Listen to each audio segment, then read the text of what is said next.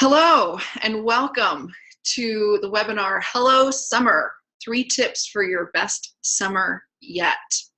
Summertime is a time of transition. Most of the time we think of the biggest transition being at the new year. We start a new year, we have new resolutions, new plans for the year. But I have found that summer also offers this transition where it's a time that we might put some goals down or make some plans for the summer months. And for those of us who are expatriates, who are living outside of our home country, summer often offers a significant transition where we're doing a lot of traveling, maybe going back to our home country, visiting family, doing vacations. But no matter where you are and what your lifestyle, it is likely that summer brings some transitions. And at the start of any new time in our lives, sometimes we have big goals, we have significant dreams. We say, this year it's going to be different. How many of us at New Year's say, this year I'm going to stick to those New Year's resolutions? Well, the similar thing can happen at summer where we say, you know what, this year we're going to the beach. We're going to have the nicest, most relaxing vacation we've ever had. We're going to get along with all of the family at the family visits. It's just going to be peaceful. It's going to be calm. I am going to read those 3 books on my reading list this summer. And then we get to the end of the summer and we're exhausted and the vacation didn't turn out relaxing like we thought. We're still on page 1 of the first book that we wanted to read. And well, the family visit, that goes without saying, right? We'll try again next year. I believe this summer can be different. And so during this time, I'm going to share with you 3 tips for your best summer yet. So let's jump in. Let's look and see what these 3 tips are. So your 3 keys for summer success. Number 1, start with the end in mind. Number 2, get a first-class ticket on the No train. And number 3, hold your summer in open hands. So let's jump into these and see what they mean. Starting with the end in mind. Perhaps some of you have heard of Stephen Covey. He is well known for his book and his seminars, The 7 Habits of Highly Effective People. This idea of starting with the end in mind comes from Stephen Covey's 2nd habit of highly effective people. So what is the value? What's the benefit for us to try this, to try starting with the end in mind? I have found this is related to something I heard Nancy Duarte share. Nancy said, the future isn't a place we're going to go. It's a place that you get to create. So take a look at that. See what you think. The future isn't a place we're going to go. It's a place that you get to create. What do you think of that? Is that realistic, or is that just this lofty idea? Because let's be honest, like, we can't control everything about our futures.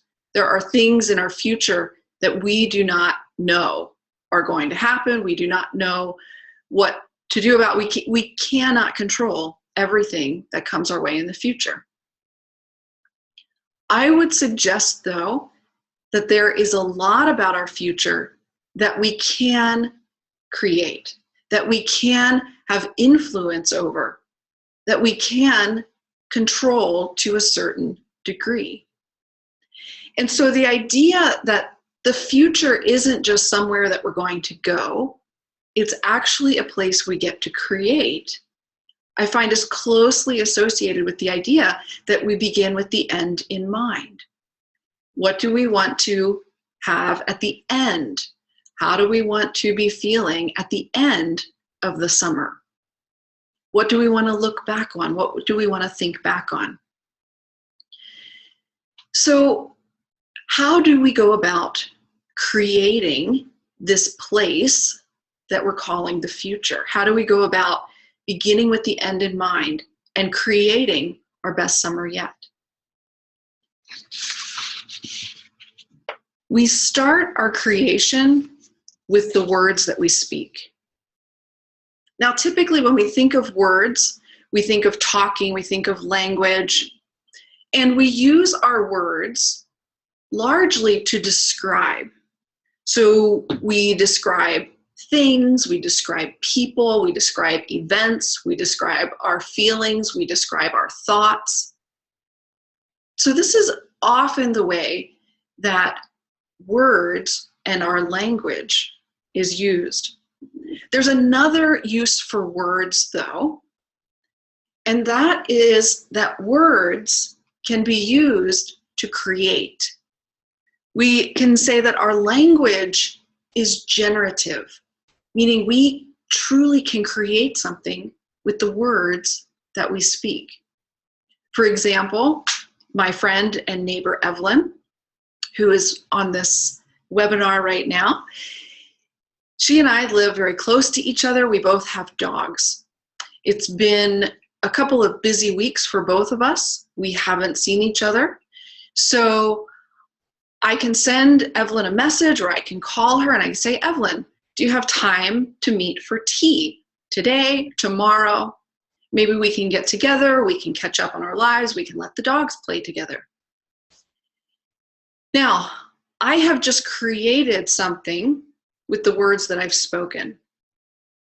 I don't know yet if it's going to happen, but just by speaking those words, by putting that idea out into the world, there is now the possibility that Evelyn and I can get together, can catch up, our dogs can enjoy playing together. Let me give you another example that really was profound for me. Now, I was first introduced to this idea that I'm describing, that words, our language, create things several years ago. And I liked it. It makes sense. But when it really, really hit home for me was just a few months ago. So this last March, I turned 40. And I like birthdays. I like celebrating birthdays. And 40 was a big one. It was ending the decade of my 30s, beginning this new decade of my 40s. And I wanted to plan ahead, make sure we had a worthwhile celebration for my 40th birthday. So about a year before I turned 40, I said to my husband, John, I said, I think for my 40th birthday, I want to climb Mount Kilimanjaro. Now, John and I like doing outdoor stuff, and I like climbing mountains, so this isn't too unusual for something for us to plan for. But then I continued just kind of casually talking, sharing, and I said, and I really like when we have friends and some family that join us on something like this. So let's see if we can get some friends and family to join us on Mount Kilimanjaro. So fast forward to February 2016, and here we are, Mount Kilimanjaro. There's a group of 12 of us, came from the US, came from Canada, came from Saudi Arabia, where we are living right now. And we all got together to climb this mountain, the tallest mountain in Africa. And on the day that we all got together and we met our guides, and we met the porters and the chefs, and everybody piled onto this bus, and we had to drive about 2 hours to where the trail started. And so I'm just sitting in the bus and I'm listening to all the chatter and the energy and the stories that are being told. And I think back to that time, the year before, where I said to John, I think I want to climb Mount Kilimanjaro for my 40th birthday. And let's see if we can get some other people to come do this with us. And then here we were.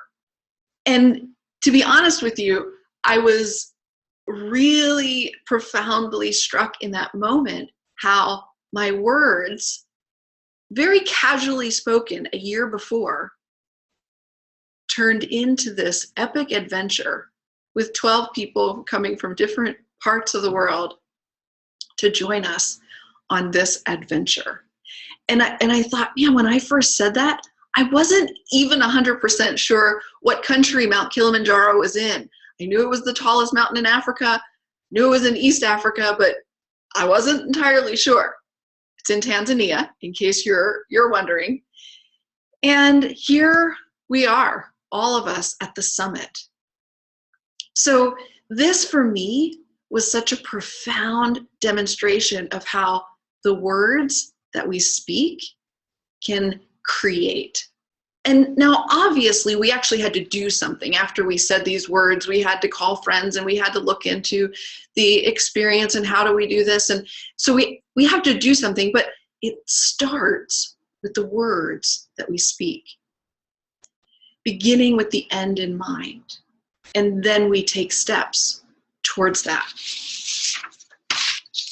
So the future is not a place that we're going to go. It's a place that we get to create. Now, I have a few questions for you. In thinking about summer 2016 and making this the best summer yet, I want to encourage you to think for a moment with the end in mind. And so in your mind, fast forward yourself to the end of summer. For some of us, that's August. For some of us, it's September. What do you want to look back on? How do you want to have spent your time over the summer months? And how do you want to feel at the end of the summer? So think for a few moments about these questions. And I want to give you a warning, because as you begin to think about these questions, you may have some big ideas that come to mind. Oh, I've always dreamed about just 2 weeks on the beach, completely uninterrupted time, being able to relax. You might have a big idea, a big dream. And what often happens for us is as soon as we have that idea, we immediately think of why it can't happen. Oh, well, my husband, he hates the sun. There's no way that we'll ever, the kids, they get bored, that won't happen. Oh, this summer, I want to read at least 3 books. Oh, but man, every time I pick up a book, I get interrupted. It's just never. So this is normal for our brains. For whatever reason, we start thinking about something that we're planning or we might want to do or a dream, and we immediately start thinking about why it can't happen.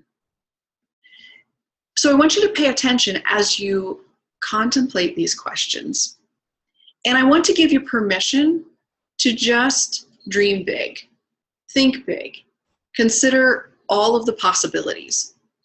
If you have a pen and paper, I encourage you to jot down some ideas. Now, will you get to do everything that you want? Probably not. That's life. But we're going to get to that. We're going to get to how you manage the things that do and do not happen in key number 3 for our best summer yet. So for now, I want to just give you permission. Just dream big. Think big. Think about the big ideas. Think about the greatest feeling that you could have at the end of the summer, the best way that you can possibly spend your time over the next few months. What is it that you want to look back on? So take a moment. I'm going to be silent for just a minute and let you think about that, maybe take some notes, and then we'll jump back in.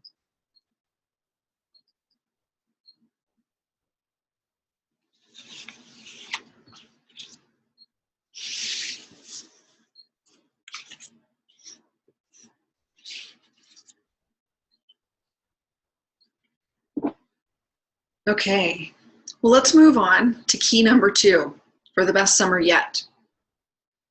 Get a first-class ticket on the No train. Marie Forleo is the one who introduced me to this idea. And when I first share this, people always perk up. A ticket? First class? Yes. Sign me up. Where are we going? And then they see that No train.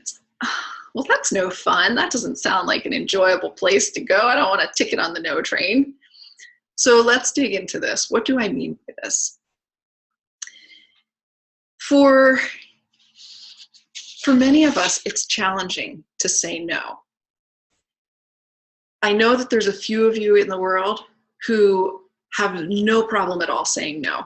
And you can just say no without any difficulty, without any stress, without any worry. I admire that if that's you. I tend to be a people pleaser. I like to say yes.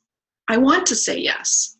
If someone asks me to do something, if someone asks me to join something, my first desire is to say yes. And if I have to say no, I can get fairly stressed about it. And I can worry about how the other person's going to feel. I can worry about what they're going to think of me. And so I'm curious to know, how do you feel about saying no? And I am going to launch a poll and let you take a look at these questions. The question is, how do you feel about saying no? So maybe it's easy for you to say no. Maybe for you, some people or things are easier to say no to than others. For some of you, it might be stressful when you have to say no. And for some of you, you might say, I rarely or almost never say no. So if you would, go ahead and take a moment to answer your question here on the poll.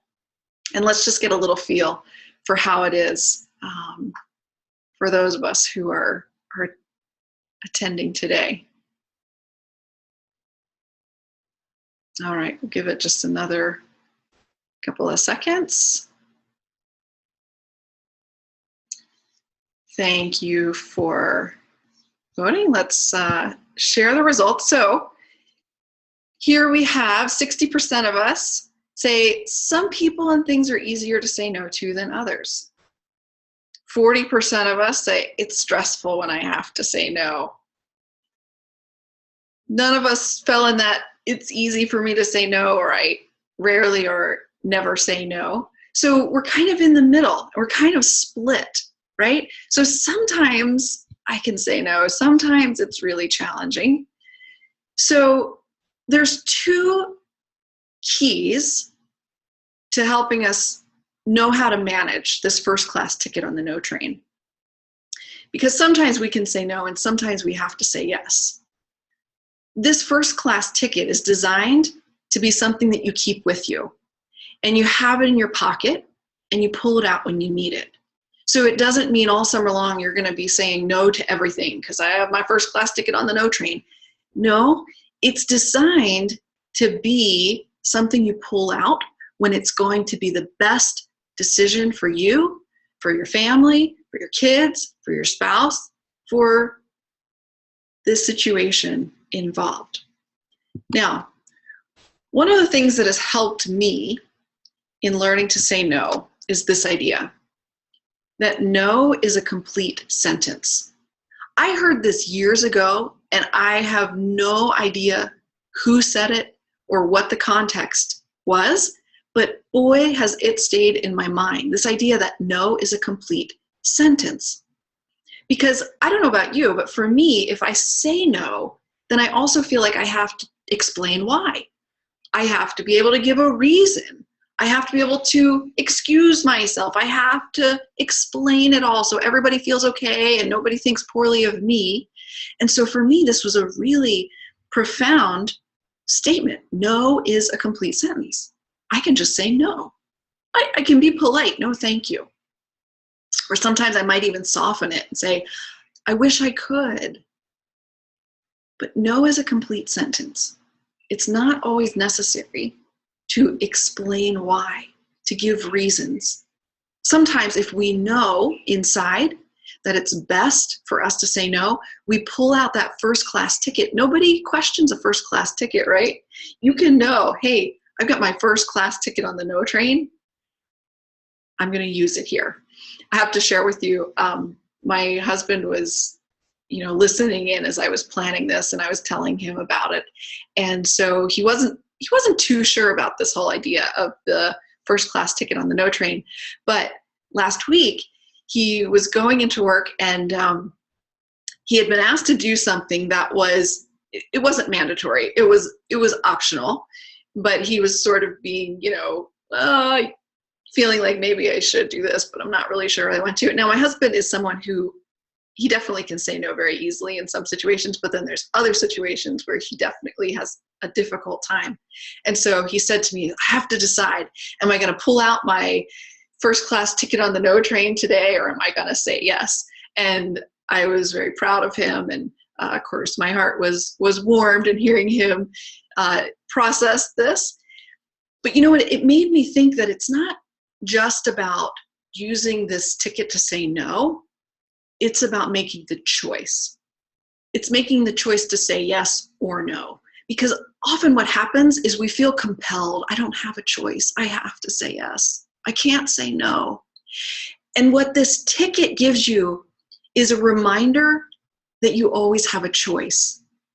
Now, maybe you choose to say yes even when you want to say no, but that's still a choice. And it is more empowering to us to consciously say, hey, I'm going to make the choice. I'm going to say yes, even though I'd rather say no. Or I'm going to say no in this case, even though it's quite difficult. Second idea is getting to the place, where it's okay to say no. And I'm going to suggest that we even go a step beyond this idea of saying it's okay to say no, because I think all of us intellectually, we know, yes, it's okay for us to say no. And yet, emotionally, sometimes it's challenging to actually say no. So I want us to get to the place where we realize that there's some instances and circumstances where I love to say no.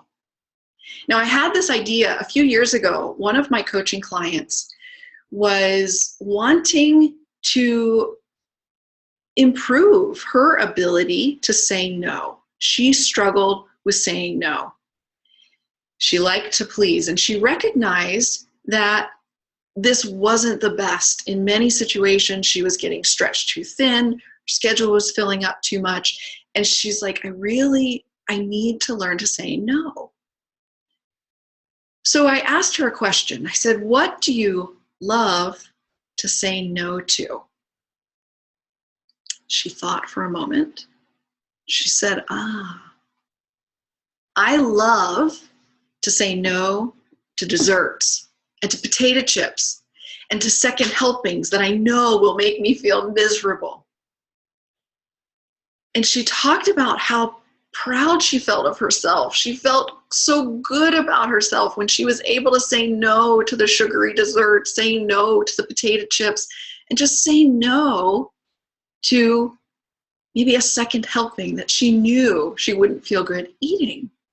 And so she went from, I hate to say no, I can never say no, to realizing, well, there's some things already in my life that I really feel good about saying no to. I love to say no to these things. I feel so positive when I say no. And so this shift helps us move from that place of distress when we think of saying no to positivity. Oh, I can say no, and this is a good feeling when I say no. So I want you to think for a moment for yourself, what is it in your life that you enjoy saying no to, that makes you feel good when you say no to it?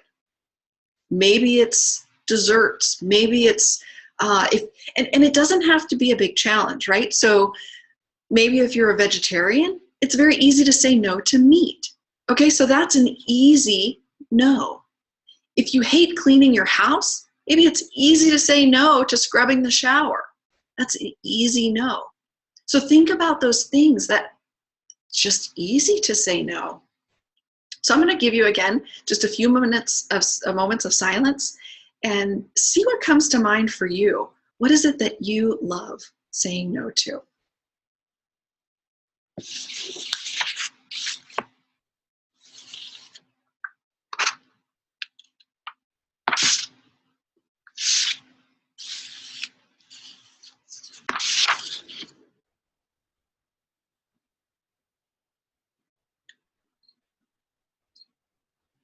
So now you are no longer a person who hates to say no, who always struggles with saying no, you've now identified a few things that you enjoy saying no to and that actually makes you feel good to say no to. So the future isn't a place we're going, it's a place that you are creating. Let's look at key number 3 to having your best summer yet. Hold your summer in open hands. Now, if you take a moment to look at your hands and they're just relaxed, you'll notice that our fingers naturally bend and close. And take a moment, straighten your fingers all the way out, and then just relax them, let them close.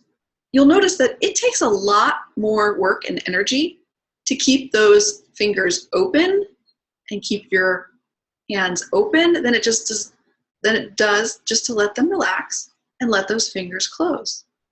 It's so easy for us to close our fingers and hold on to things. And in a lot of circumstances, that's a good thing, right? When I hold a glass of water, I want to make sure I'm holding on to the glass so I don't drop it and it doesn't spill and break. What happens as we plan is that we begin to grab hold of our plans. And as we put more and more detail in those plans, we tend to close our fingers tighter and tighter until we have our plans in a tight grip. And if those plans don't actually happen, it's so disappointing because I was holding on so tightly. There's no way that these plans should have escaped. Ironically, though, we sometimes hold so tight to our plans that we squeeze the very life out of them. So what happens if we hold our plans in open hands? Many of you probably, like me, enjoy monkeys. There's my dog.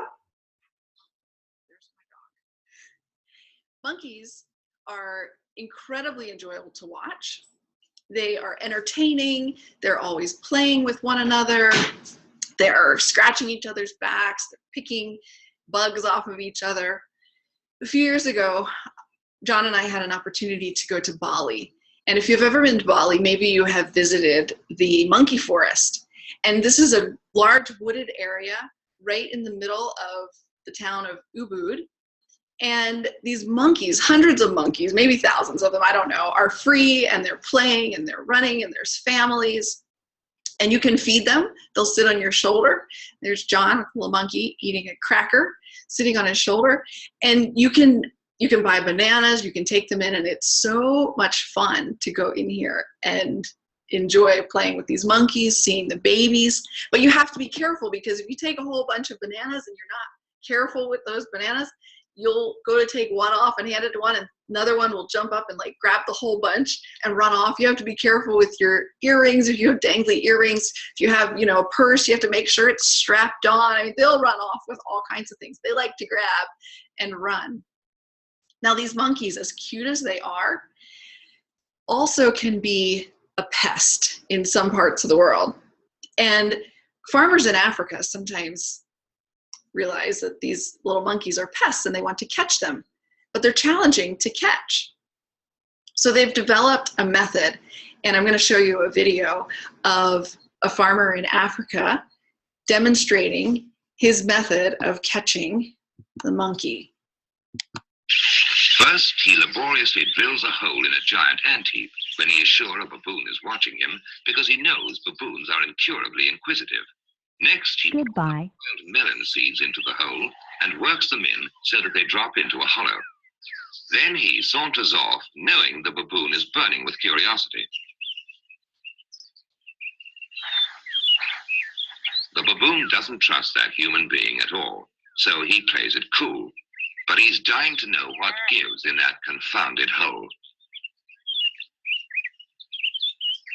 Finally, Mr. Inquisitive can't take it any longer. He's got to know what's in there. He reaches in, grabs a fistful, and now his hand's too big to come out. So the monkey has been caught. Once he closes his fists around his treasure, he can't pull it out of the hole, and he's stuck. And now you and I are watching, and we're like, monkey, just drop the seeds, right? Like, there's plenty of food out in the free world for you, right? Drop the seeds, get away. But to the monkey, that's his treasure, and he doesn't want to let go. And so he's captured. Open hands represent freedom. So when we are making our plans, planning is not the problem.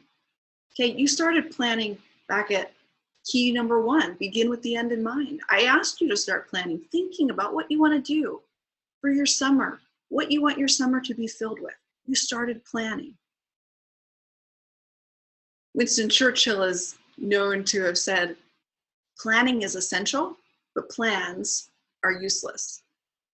So this concept of open hands doesn't mean we don't plan.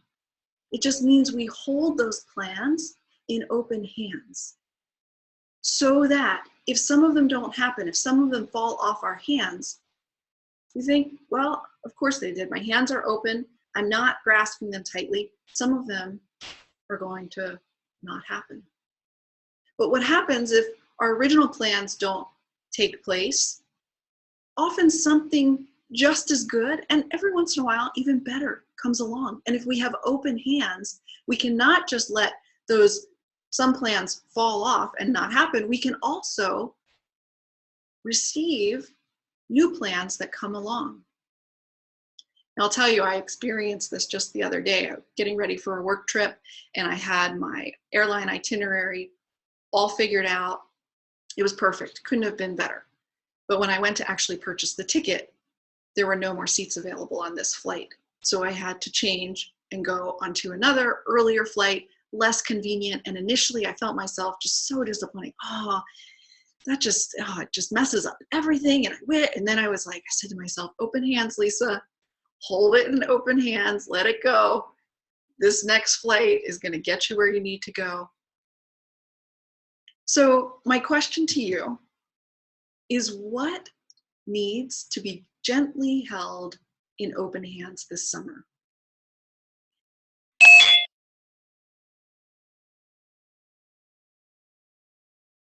think we're back. A little glitch there with the internet. Thanks for holding on with me. There we go. So what is it for you that needs to be held gently in open hands this summer? And how will that create more freedom for you? So again, I'm just going to take a few moments and be silent and let you think about this. Think about what you want to hold in open hands this summer. Think about how it will create more freedom for you.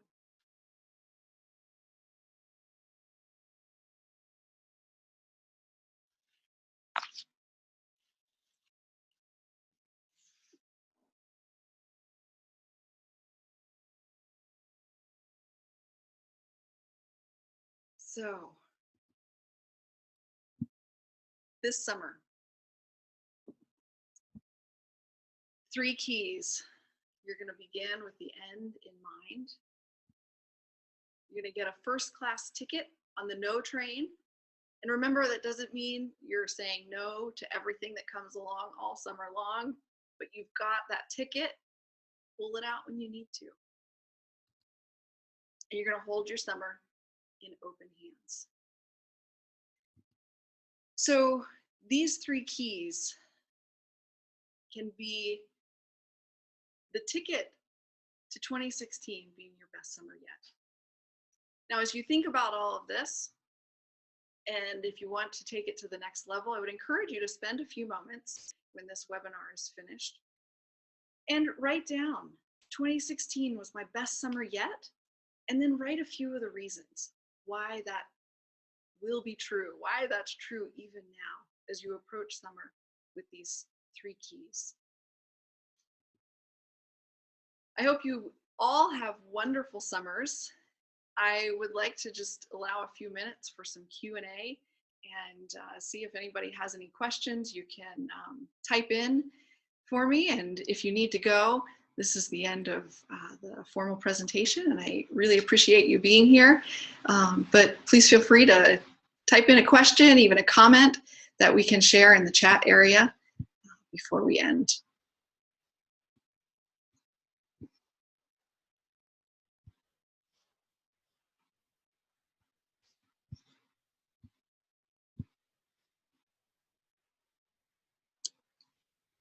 All right, well, again, thank you so much for being part of this webinar. And please reach out, please let me know what you think, what happens this summer, and how 2016 truly is your best summer yet. Thank you very much.